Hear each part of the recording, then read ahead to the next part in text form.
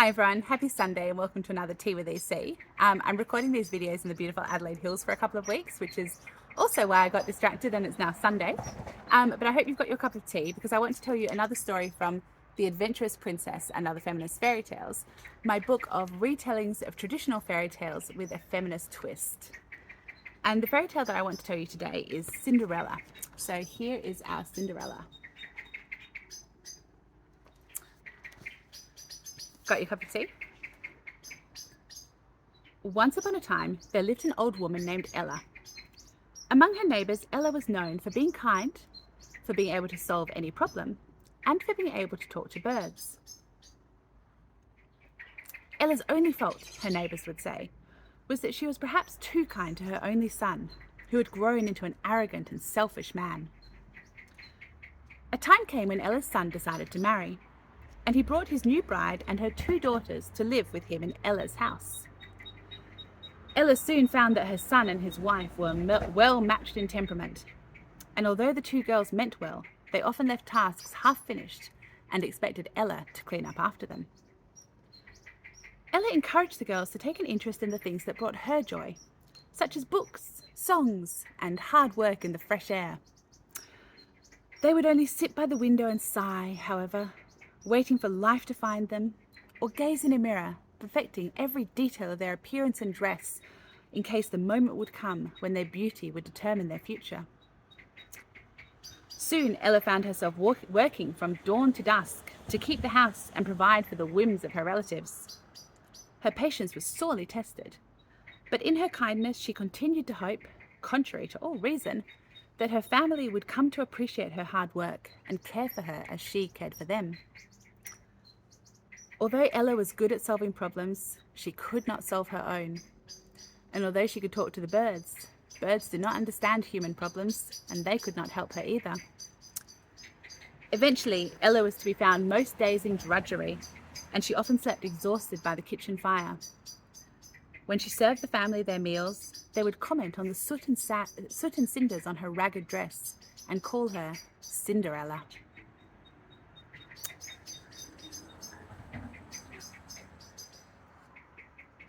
The city Ella lived in was ruled by an old king. It was well known that the king was worried that his only child, a son, was easily distracted and lacked the good judgment to rule wisely. With no queen and no words of wisdom to be had from his advisors, the king was at quite a loss as to what to do. Ella's kind heart did not like to hear the gossip spreading through the city. She wrote 3 words on a tiny piece of paper and bade one of the birds drop it by the king's feet. The king was pacing anxiously in the royal gardens when a cautious finch dropped the paper before him. On it he found written, "Hold a ball." And you can also see Ella's sooty, cindery dress and the dresses of her 2 granddaughters. Unfortunately, the king did not have Ella's powers of deduction and did not understand the hint. Ella sent another message. This time the king was hurrying past the royal stables when a cheeky robin dropped a piece of paper on his head that said, "Invite all the women in the kingdom." The king put 2 and 2 together and thought it sounded like a rather lovely idea, but it didn't stop him worrying about the prince. Ella, continuing to hear the gossip in the city, sent a 3rd message. The king was hastening through the royal courtyard when a bold wren dropped a note that read, "Hope a sensible one chooses to marry him." 2 more birds with notes. "Aha!" cried the king, and immediately sent for his heralds to announce 3 days of royal festivities, crowned by a ball at which the prince would choose his bride, or she would choose him. On the evening of the ball, Ella looked in her cupboards and shelves for a suitable dress and found that every last one had been snipped up and sold off to provide for her family. While she tapped her foot and began to think of a solution, her daughter-in-law came by and saw Ella's intentions. "Why, Cinderella, surely you are not thinking of going to the ball. You are too old to enjoy it. And only think of your poor granddaughters coming home cold and hungry if you are not here to light the fire and provide some food for them." Ella sighed and began her usual tasks and chores. But as she heard her family leaving in the carriage, she felt a sudden spark of fire that she hadn't felt for many months. "I will go to the ball," she said, "even if I go in rags."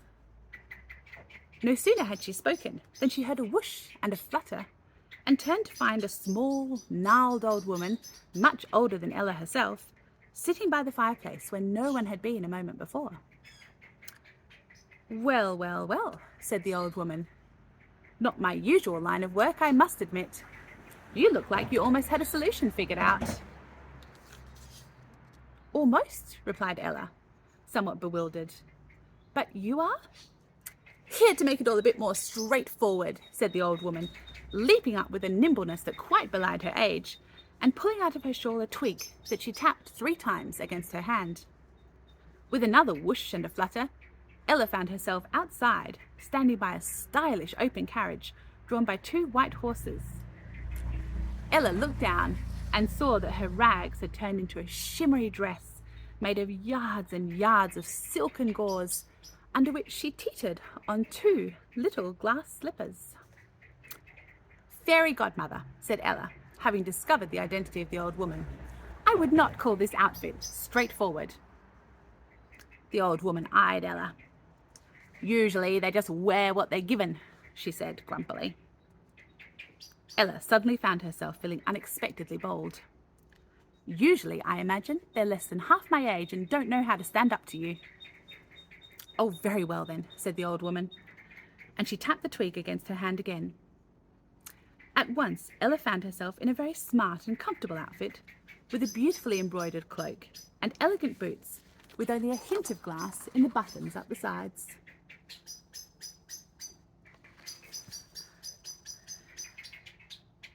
At the ball, no one recognised Ella.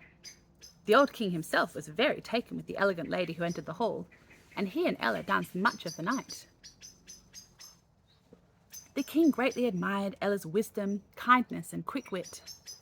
He told Ella that the ball had only come about because of some mysterious messages passed on by birds. "Fancy that," murmured Ella. The king confided in Ella that he already had in mind several girls who he thought would make sensible queens, and he hoped that one of them would fancy the prince. "The only trouble," Ella said, glancing around, "is that love is even less straightforward than fairy godmothers." And sure enough, there was the prince, dancing with one of Ella's granddaughters, each with eyes only for the other. "I suspect," said the king, "that I am going to need someone wise, patient, and kind if we are to make these 2 fit to rule. And there's no one I'd rather have at my side to do it. Have you ever fancied living in a palace?" Ella only needed to think for a moment. She had made the decision to come to the ball, and after all this time, she was ready to make the decision to leave her family and their poor treatment of her. "There's nothing I'd like better," said Ella firmly. Suddenly, a thought occurred to her.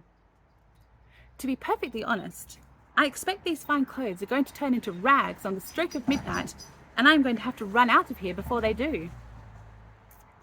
"I would chase after you if need be," said the king. "But if there's one thing we have plenty of in a palace, it's fine clothes. Please do stay."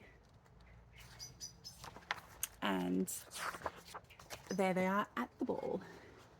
Ella and the king, and all the young dancing couples. Thank you for joining me. As always, if you'd like a copy of the book, send me a message or check out my website. And I can't wait to see you again next week for another fairy tale story. Thanks, everyone.